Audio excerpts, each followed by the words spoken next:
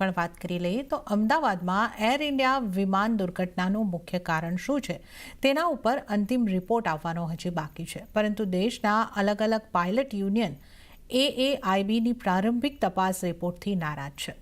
પાયલટના રિપોર્ટના ટોનથી નાખુશ છે અને આ હવાલો આપીને પાયલટના એક્શન ઉપર સવાલ ઉઠાવનારાઓ સામે પણ આપત્તિ દર્શાવી રહ્યા છે.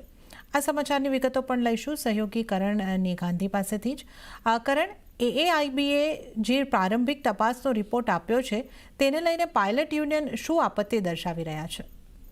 જી, તો ગઈકાલે આપણને AAIBનો એક બહુ મોટો રિપોર્ટ આવતો જોવા મળ્યો હતો એર ઇન્ડિયાનું પ્લેન ક્રેશ જે થયું હતું 12 જૂને તેને લઈને.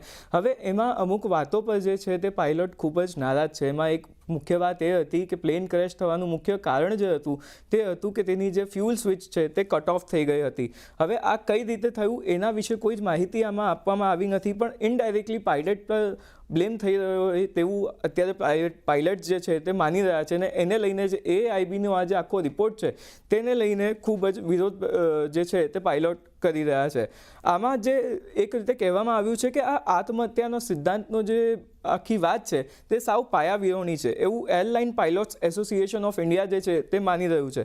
સાથે જ ICPA એટલે કે ઇન્ડિયન કોમર્શિયલ પાયલોટ એસોસિએશનનું પણ આ મામલે એક નિવેદન આપણી સામે આવતું દેખાયું છે. તેમણે કહ્યું છે કે તપાસ પૂર્ણ થાય તે પહેલાં જ પાયલટને દોષ આપી દેવો તે ખૂબ જ ખોટી વાત છે અને આ એકદમ અયોગ્ય કહેવાશે.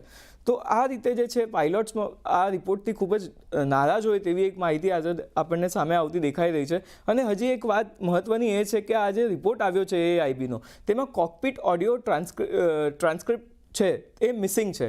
એટલે કે હવે જ્યાં સુધી સંપૂર્ણ અહેવાલ ના આવે, રિપોર્ટ ના આવે ત્યાં સુધી આપણે કંઈ પણ કન્ક્લુઝન પર આવીએ તે અયોગ્ય કહેવાશે એવું પાયલટ માની રહ્યા છે. જી કરણ, આ તમામ માહિતી આપવા બદલ આપનો આભાર.